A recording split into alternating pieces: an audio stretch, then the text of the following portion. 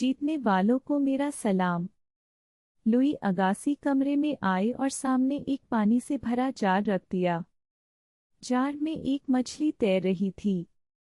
Student ने कहा, ये तो सुनफिश है। लुई कहते हैं, मुझे पता है, तुम्हारा काम है कि बिना इसे चोट पहुंचाए स्पेसिमेन के बारे में जितना हो सके लिखो। जब काम पूरा हो जाए तो मुझसे मिलना, मैं तुमसे सवाल करूंगा। आज सुबह यह पोस्ट ग्रेजुएट स्टूडेंट सोच रहा था कि दुनिया के सबसे जाने माने बायोलॉजिस्ट और जियोलॉजिस्ट की देखरेख में रिसर्च करने का मौका मिला है, और अभी इन्होंने मुझे मछली देखने बिठा दिया।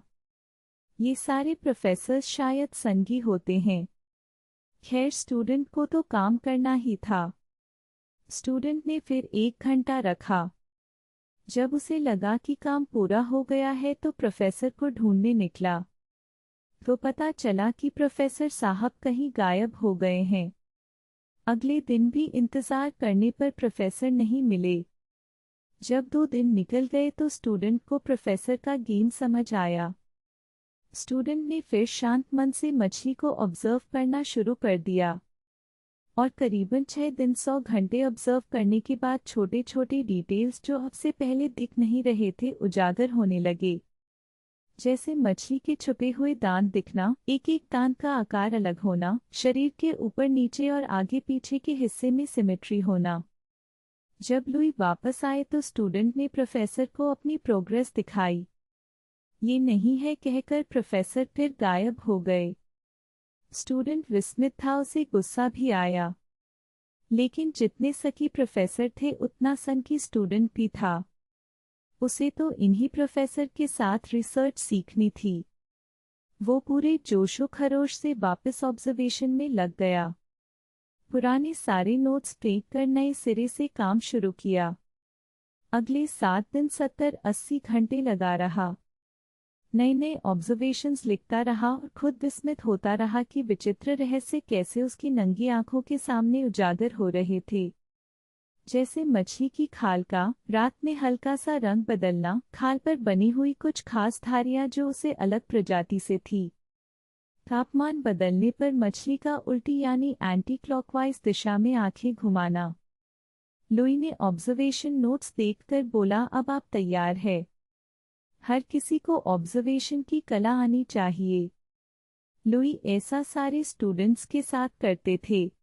किसी को छिपकली के साथ, किसी को कछुए के साथ अकेले कमरे में बंद करते, ना कोई किताब और ना कुछ और सिखाते।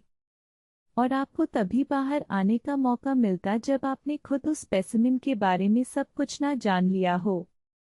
दोस्तों, मजेदार बात यह है कि समय लगता था, लेकिन हर स्टूडेंट इस कला में प्रवीणता पा ही लेता था। स्वामी विवेकानंद कहते हैं, education is the manifestation of perfection already present in man. इंसान की शक्ति या कुशलता छिपी हुई है, उसका उजागर होना ही एजुकेशन है। किसी प्रोफेशनल डिग्री या एजुकेशन का मकसद है कि आपका सूक्ष्म यानी परसेप्शन पहना और फोकस गहरा होता जाए। जैसे एक अच्छा सिविल इंजीनियर दूर से देखकर बता सके कि इस मंजिल की हाइट क्या है, बिल्डिंग की नींव कहीं तो नहीं बनी है। क्योंकि अगर उसने 4 साल कुछ सीखा है तो वो डिज़ाइन और कंस्ट्रक्शन को ऑब्जर्व करना, और साथ में उसने इंजीनियरिंग की वोकैब्युलरी या भाषा सीखी है, जिससे वो उस सब्जेक्ट के बारे में गहराई से सोच और कम्युनिकेट कर पाए। ऑब्जर्वेशन की कला केवल प्रोफेशनल डिग्री से विकसित नहीं होती, बल्कि ये हर दिन सीखी जाती है, और उससे पूरी बात ही कला हर दिन काम आती है। फॉर एग्जाम्पल, एक चैंपियन वेट लिफ्टर कहते हैं, वेट लिफ्टिंग शुरू करने से पहले 5 साल परफॉर्मेंस एवरेज थी। मैं सोचता था कि मेरे पास अच्छे वर्कआउट रूटीन्स की जानकारी नहीं है, इसलिए मैं ज़्यादा वजन नहीं उठा पा रहा हूँ। आसपास ऐसा बहुत लोग कर रहे थे, मैं भी कर रहा था।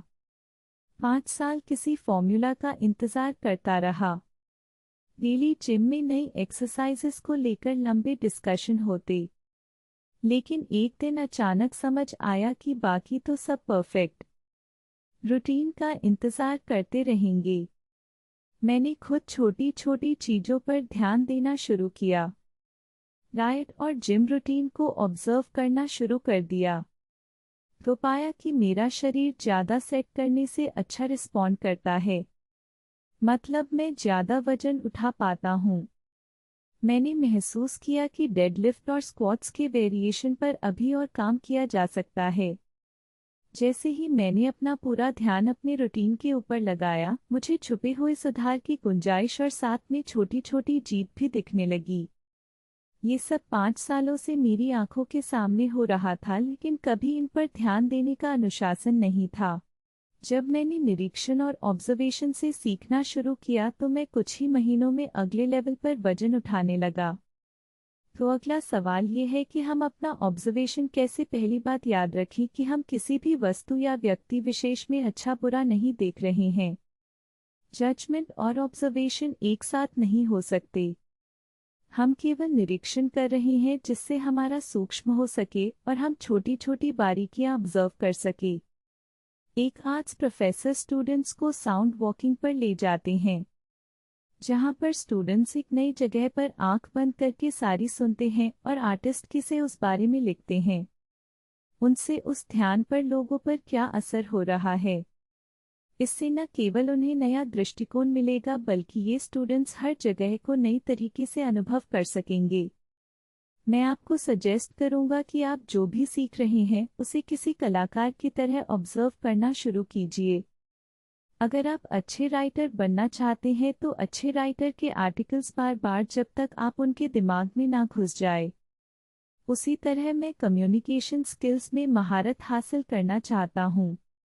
इसलिए मैं कुछ खास स्पीचेस और इंटरव्यूज बार बार देखना पसंद करता हूँ कि कैसे कठिन बात का सरलता से जवाब दिया जा सकता है।